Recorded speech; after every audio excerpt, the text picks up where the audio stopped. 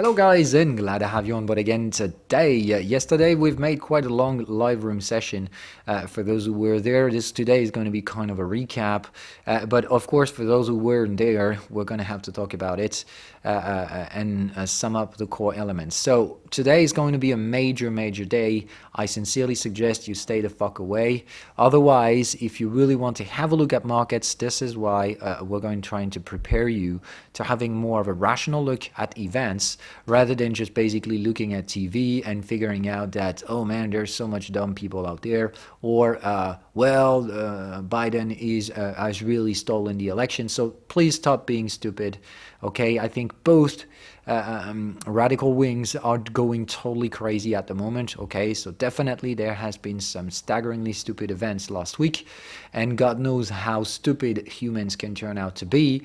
So my personal assessment is we've had set the bar pretty high last week with the capital stuff. So God knows if that was the tipping top of these stupid structures we've seen during the 4 years of Trump's presidency, or if there is still some more to come. Of course, we can definitely figure out that in terms of stupid fanatic behavior, it is going into a parabolic scheme. We're rising tensions, we're rising violence between the two opposite sides, whether this is a left wing versus very radicalized far left right wing. So we can have some violent opposition out there. I still believe that probabilities still stand for these to be under control, but we can hardly set that in motion. No one would have said that last week we will get people jumping into the Capitol. So, of course, as we go on parabolic scheming bullshit, it's hard to figure out if we cannot rise the stakes one more time today to terminate the Trump administration radicalized behavior until the day of Joe Biden's election. So, of course, I'm still hoping and grasping for the best possible option in which nothing really happens, everything still remains under control, no volatility, because that's what I think about the Biden presidency. It is supposed to narrow Trump's usual bullshit. We've got used to it. We've got used to volatility, and once again, just have a look at the fucking Trump's presidency. What it looks like in terms of actual value means that we could definitely have gone down for this rough path rather than doing the stupid volatility shit across it. So it's more about that. I mean, increasing value because of heavy amounts of debt, and of course, in the same time, bullshitting the market to create such a very dense volatility structure. I mean, I've never seen such a thing into the stock markets. So it really is how to represent Trump. I mean, wide open, stupid mouth, and the market going across that. So anyway, I'm so lucky. I'm so happy we changed presidency, not because of political behavior. Let me be clearly straightforward with you guys. I don't mind if you're a Democratic person or a Republican. All I could tell is that anyway, Trump wasn't fitted for a presidency, pure and simply. That's not even something to discuss. Trump couldn't be president, too dangerous of a person to have such powers. Still, okay, beyond that, you believe what you want. If you have been QAnon bullshit radicalized or whatever, you're probably not or listening to me already. So, I mean, do your job, do your shit. But at some point, none of this turned out to be true. So you should at some point start figuring out that you have just been manipulated and go back to normal. Okay, so when you're wrong, you've got two options. Either you just agree and accept the fact that you were wrong and you're going to turn yourself a better person tomorrow, a smarter person. Okay, everyone's manipulated at some point. So if you've just been, well, acknowledge and move on and just get a smarter person, okay? And just don't try to reproduce the next time. So that's the only option. And the second option actually is to turn out into denial, fight, and that's what I fear about seeing today. I've seen a lot of radicalized people under Trump's presidency, and I'm therefore questioning the probability of bullshit to show up today from these people that will very likely just keep on going denial and fighting against. Okay, that being said, it's an open wide structure for today. God knows what's going to come out of this, and I'm hardly going to bet on one side rather than the other. So the current stance in a global portfolio right now, and the only question to ask yourselves is just pure and simply, Are you buying the market? Yes or no? If you have buying exposition to the market, then getting the fuck out by compensating with short selling activity, basically going for cover trades, I don't know, puts, buying puts or whatever, just reducing your sensibility to volatility is, I think, absolutely necessary today. So it's not about going irrationally bearish and short selling the whole fucking thing. It's more about, well, you have bullish exposition, cover up. That's really all about that. You have no bullish exposition to this market. You have no investment portfolios. You have no bullish trades on stocks. Jesus, fuck, just stay away. And if you're curious enough to have a look at this, then have a look at the inauguration itself, but don't put it into trading perspective because that's just hardly predictable. Like I said, we are trying to talk about radicalized people. It feels like you are trying to predict a terrorist attack. So, Jesus, motherfucker, who is smart enough to be able to forecast these things? No one is, and certainly not you. So, some things could happen. Some things could just not happen at all. So, if you want to gamble on this, I would say just go to the lottery tickets, buy yourself one, and you have, I think, at some point, some more healthier structures. Because in here we're talking about trading, which means generally we're not talking about the same invested amounts. When you're going to get yourself a lottery ticket, you're basically spending a few dollars. So how the fuck would you expect doing the same exact thing, going for lottery, but doing it with hundreds, not to say about thousands of dollars? So no one would get to buy a lottery ticket for thousands of dollars. So many people are doing it today, Robinhood, whatever, gambling on the market. Jesus, fuck, don't do it, okay? So that's my warning for today. Despite that, if you really want to have a look at markets and try to make a little bit of a sense of what the smart money might be doing today and might be having a look at, instead of looking at the inauguration itself, they will probably look at market and look for opportunities, or at least look for directional move that means something. So let me tell you what they're probably looking at. Because I can hardly forecast what the dumb money is going to do or what irrational behavior will be. But I can't anticipate what the smart money is doing. And I can tell you that they're basically looking at USD WTI right now and trying to figure out what we have. If we get to turn out into some military conflict shit nationwide, I don't know, like sedition into a much harder level than the one we've seen last week. Worst case scenario, basically. And I still stand that this is fairly improbable, but still, I mean, like I said, predicting bullshit is just inevitably impossible because, of course, we're talking about people and we're not talking about normal, rational actors. We're talking about absolutely irrational, radicalized people who can basically do anything, okay?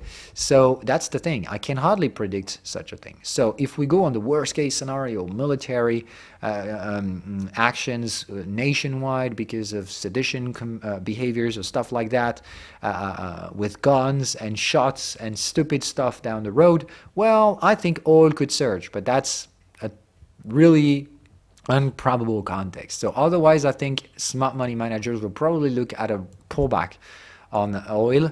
If things do great, we're probably going to short sell, look for some supports, and in here is probably, I think, a smart buy entry. So it's more about those who are experienced enough to go against the major trends and arbitrage stuff will eventually look at short selling WTI, experienced stuff only, though probably smart money stuff, and looking at buying this support is pretty much more mainstream. So this is the trade I'm ready to share with everyone. So wait for these supports. Only experienced trader can try going against if they know how to risk manage. And like we said, volatility is very much expected because lots of possible scenarios to happen today, widespread, so it's hard to make real narrow predictions. Okay, so brace yourselves for possible volatility today, and hopefully nothing will ever happen. On the opposite end, I think 10-year yields is another area to closely have a look at. We've crossed the major level being 1%, so that clearly says one thing to me. We're going to have a credit crisis within the next few years. That's just now inevitable. But still, rising yield doesn't mean the shit will hit the fan immediately. It just means that looking at the trend structure we have, 45-degree angle, parallel channels on prices, feels like it's really predictable in terms of timing. And that is something the market likes. So with this perspective and projections, we would be reaching the 1.50 tipping area, which is a next big resistance we're going to oscillate in between. In that perspective, we'll reach out this area around May or June. And in this perspective, that's totally confirming the timing I expect for the market right now. Like, we have plenty of time and visibility as long as shit do not hit the fan hard. Like, we know that there is some shit down the road, years ahead. We also figured out on the 1st of January there are probably going to be rippling effect of the Trump's presidency through this year. So I expect some volatility to show up, but mostly the rest of this year is probably going to be shrinked, narrowed volatility, because of a more consensual president. And more importantly, this is a more international type of relationship president. So it is going to be much cooler than the Trump's presidency, tweeting stuff, whatever. I mean, we're going to stop with this shit.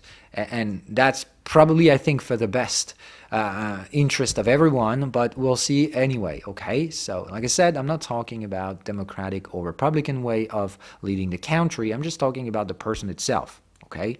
But anyway, so this is what we care about. So the only thing you should have a look at in terms of 10-year yields is, are we keeping this pace? And in that perspective, as you can see, the trend channel is pretty much setting for 1%. So are we going to go back there violently? And if we do so, do we find some supports? Second option, are we just staying inside this channel, nothing changes, and we find some support until we get to the next move and breaking the moving average? Or third option, are we immediately breaking the moving average? And if we do so, are we going to accelerate across this trend channel? That would be a sign of heavy tensions, because you know that a yield is the three-factor component. The basis, yield set by the Fed, so it hasn't changed. So if 10-year yields are rising, that means one of the two other components is rising. The first one is fear for default or default probabilities. Of course, we're talking about government bonds, so governments cannot default. So the default option is negligible or literally non-existent, because I bet no one is gambling against America's failure. It just can't happen. So that leaves us with the remaining stuff, inflation-based, okay? Printing yourself out of your potential default or lack of money. So in that perspective, monetary base is still expected to rise, and this is yet the second biggest topic of this year. How are we going to have overinflation because of so much money printed, and monetary support coming from both the Fed and the government? So we'll see all about that, but as you can see, inflation still feels on the right track, on a normalization track, but not out of control. So have a look at this, okay? So if you see a dangerous move on both these, like real shit hitting the fan, oil price surging, and yields falling, then in that perspective, you know that there is a huge problem down the road. That would mean investors are going for safe havens, and they're ready to buy into bonds, even with a low long-term income, long-term yield. And at the same time, if USD WTI rises like hell, that means heavy tensions on a political future, okay? That means military actions is probably forecasted by the market. Despite that, I think more consensual stuff, keeping this trend out there, and USD WTI, as we've seen, can consolidate before pushing higher, so nothing changes on the overall stuff, okay? If nothing happens on these two guys, that probably means nothing happened, okay? So if you are looking at the news and if they amplify the stuff, whatever, don't let yourself being fooled. If you want to know what the real people think about what happened today, look at WTI, look at 10-year yields. Okay, despite that, we have another big sector to talk about, crypto sector, and basically Ethereum making all-time highs yesterday. Well, that's kind of a thing. So we've talked a long time about that, but if you weren't there, I'm going to try summing up the core information in here as well. So the thing is, of course, out there, we do have a problem, because going all-time high on Ethereum isn't nothing. Like I said previously, I think this could be the sign of a structure that my personal favorite structure is the fact that we go there. Normally, we're supposed to retrace right up to the third range boundary, which was a minimum at 900 and 76% at 1100, sorry. And in that perspective, that is the area in which I triggered my personal risk limitation. The first one at $965 and the second one pretty much expectably at 1100. So that's exactly where I dealt my risk, because that was my plan. That was my buy and hold validation, because of course in here we could have had some kind of a consolidation. The thing is that we've seen some irrational behaviors jumping in over the latest few weeks. Basically people going as stupidly bullish as possible into Ethereum, just like they did irrational bullish entries on Bitcoin a few weeks ago. And we're going pretty much parabolic in the short term, feeling like this risk management area is heavily compensated by stupid demand. When I say stupid, of course, I'm not criticizing those who are willing to get in. My friends are actually calling me right now or reaching out to me to say, well, I really want to get into this thing. What do you think about it? Well, of course. That means irrational demand is out there. People who don't know shit about what really this is all about are willing to get in, and they're pretty much ready to pay any price. They just want in. They've missed most of the range, most of the price action, and they feel like there's more to come, and they want to be part of it. That's something, once again, understandable, but in terms of investment perspective, quite criticizable. So, the thing is that in here, we can hardly anticipate what these guys are going to be doing, because like I said, my job as a financial advisor for my friends at some point is to tell them that, well, getting in right now is a fairly risky decision, but if you hardly want to get in, I cannot tell you not to do so. It means if you absolutely want Ethereums, well, and if you're ready to buy it at any given prices, but willing to hold them for a couple of years, well, it could still turn out to be a gain. The thing is that, well, the timing right now feels totally inappropriate to me, because we're in a fairly speculative context in which a lot of people like you are doing the same decisions, which in my end looks stupid. But like I tell them, the market isn't rational. The market is mostly rational, for the reasons we've talked about, not because I can read the future, just because we were all there to make money, and we have to manage risks to make money. So that is the reason why this global belief of risk management emerged, and that's the reason why it's basically existing. It's not magic, it's just we're all doing the same fucking thing. We're just trying to make money by limiting the risks we take. So that's the thing. When you'll get what risk limitation and risk management structures are, when you'll get a definable and well-mastered strategy, you'll figure this out, and you'll understand what the smart money does. That doesn't mean you understand the market, but you need to figure out the trader is the one that knows what other traders are doing. And we all do the same shit, and that's the reason why it mostly works. But that's all about it. I can't anticipate smart money decisions. I can hardly anticipate when I say dumb money, okay, that's not pretentious. It just means basically other types of strategy, mostly random to me. I can hardly anticipate randomness. Like I said, I can't give any sense to chaos. And to me, people willing to buy in at any given price are like chaos. I can't handle how much of these guys are, how much money are they willing to put in. All I know is that the smart money is probably asking partially out there, in these areas. They're probably partial profit taking, but hardly going to take more than 25%. So if they are releasing some coins, but just a few of them, that means if this is the supply, we have a limited supply, and the question is how big the irrational demand is. If this is just out there, price will slightly increase, but at some point this demand will shrink, because whoever's willing to get in at any given price, well, as long as they got in, they will not have unlimited pockets. So their only solution to get more coins will be to use leverage, which is of course dangerous. So like I said, it's more about how long this demand can sustain itself, how much people are going to go in and ask to buy at any price. If this demand goes irrationally parabolic, well, there will certainly be not enough coins to supply them. Lack of supply by an irrational demand, on the other hand, means prices will fairly rapidly increase, and that exactly is what we've seen over the latest few weeks, we've seen this irrational demand of people willing to get in at the point in which the latest risk limitation area, which was 600, and that was part of my plan in which I decided to do nothing. That's the last time smart money was releasing some coins, and when they stopped releasing, of course, just a little bit of demand created a huge price increase. But the thing is that now smart money is working into this area. They are working, and I can tell you for sure. The question is, can they handle the demand that has gone in because of this momentum? And if the answer is yes, then we'll get a range. We'll definitely get a range, and we'll actually pull back to some supports, and we'll get to buy these. That is my year plan. And in that perspective, the cup and handle feels like a pretty appropriate structure to do so.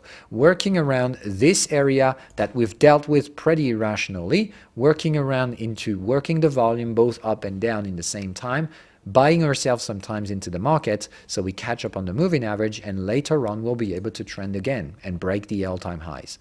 But right now, the thing is that we've had this irrational demand, and a lot more people feel like they're getting in. So it's a matter of balance. And I can hardly, like I said, I can't forecast how much supply is going to be released. I can hardly know how much demand is going to come. I know that demand is still increasing, and I can definitely see it through prices, but I can hardly say how long it's going to last, how many other people are willing to buy Ethereum at any given prices. Okay? So if you want to know what's going to come out the all-time high, that mostly depends on this. So let me be really honest, that is my fucking job. And I can hardly do it. So I doubt you can, to be honest. So I think no one knows, and no one can actually forecast the probability of this all-time high breakout to succeed, because it mostly depends on totally unreliable and unpredictable factors, unless you truly know how much people are willing to get into Ethereum. Okay?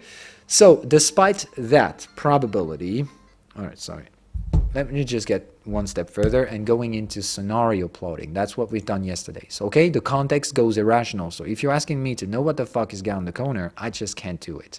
I wish I could, but I don't know the future, and I mostly cannot anticipate irrational behaviors. Okay, so if we keep on going, that cannot be anything but irrational, because I think the smart money has been trying to managing prices in here to slow it down by increasing their supply, but they will not sell their coins too much. So at some point they will stop selling, and if there is still an unpredictable, stupid demand, then prices will surge and the breakout will occur.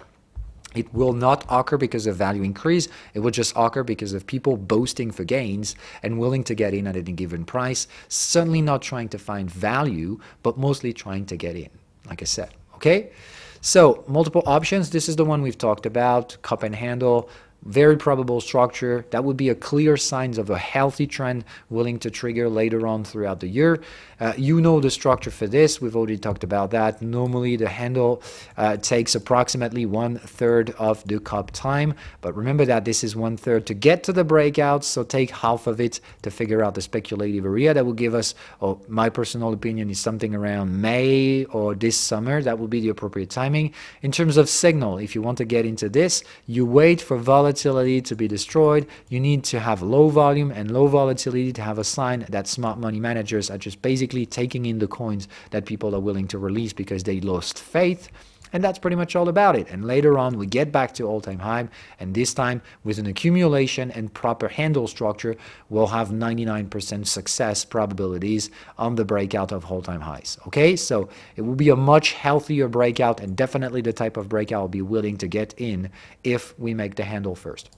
Second option, too many people want to go in, not enough supply, we're going to break, it's going to be stupid, and my personal opinion, I can hardly take that risk. I'm already buying, so the question for me is, do I want to reinforce or not? My answer is, fuck no, I don't reinforce based on speculative anticipations. So if we do go breakout, I don't give a shit. If you want to buy in here, like I said, it's your own choice. If you want to buy at any given price, I can hardly say you're wrong. It's just a gamble, all right? You go for a betting structure. You think prices will keep on rising because demand will keep on rising as well.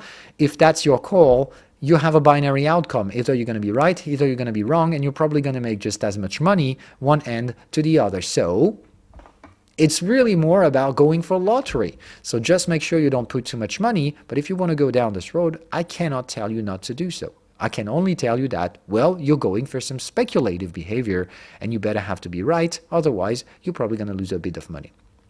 Okay?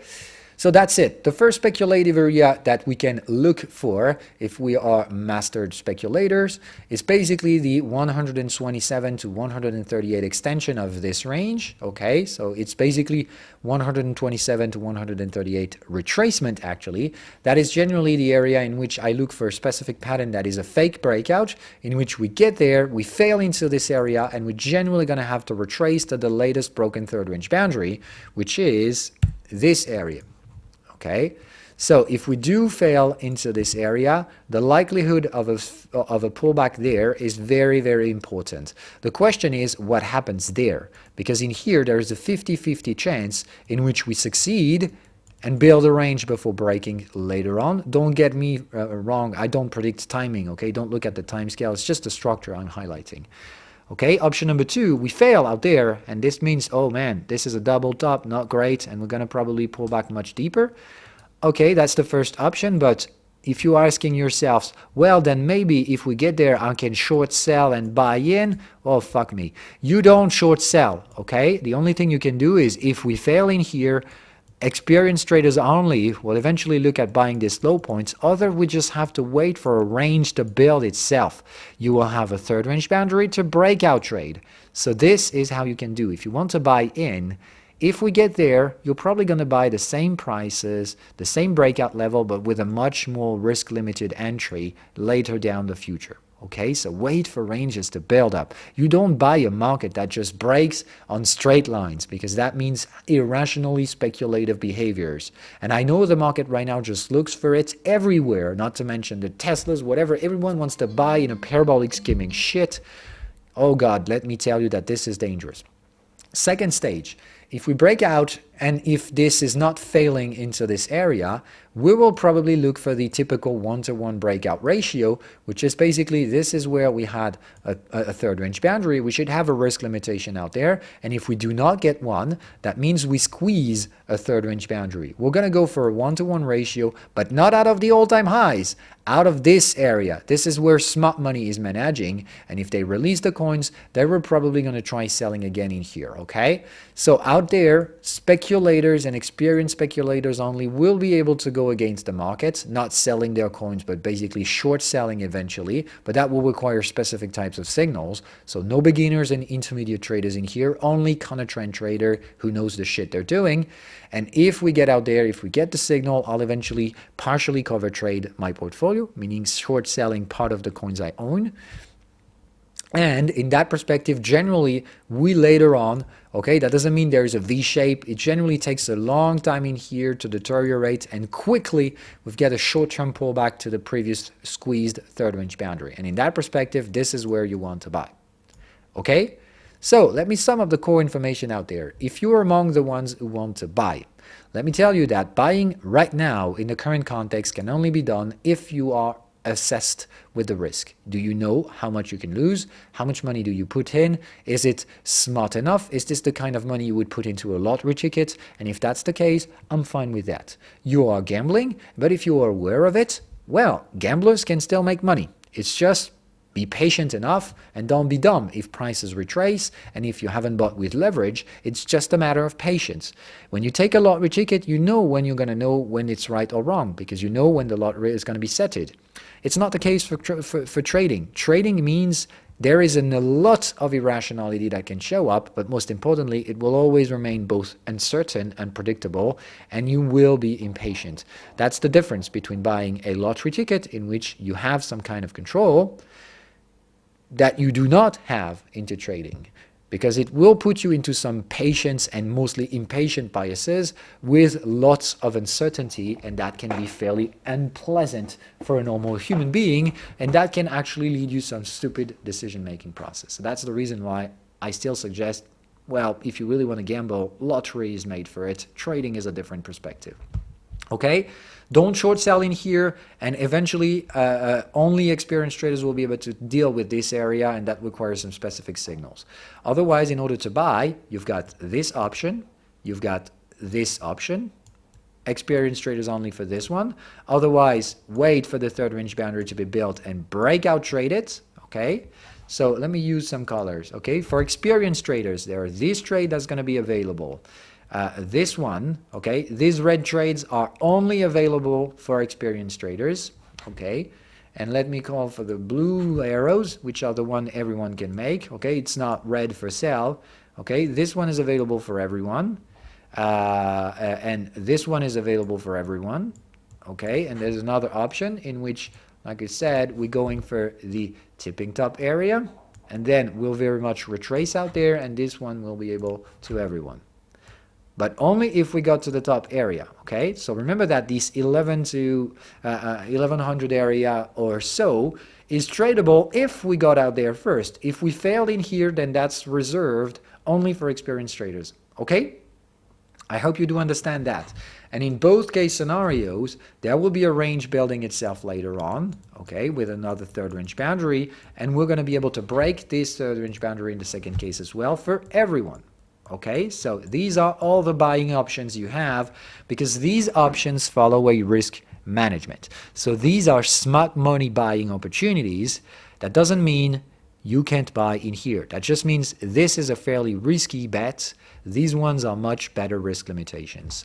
If you get it to the point, well, I think I've done my job. That's what I'm trying to do in here, trying to let you know that what matters into trading is not what you do, is when you do it and how you do it. So if you want to get in at any given price with any given scenario, well, I can hardly tell you not to do so. I am personally buying this market, but I did it long ago into some risk limitation perspectives. I think today is not for me, so I'm not acting. But I can understand if you want to. Just make sure you know what you're doing and you understood the risk. Which means no leverage, lots of patience, and don't change the plan. Bye guys.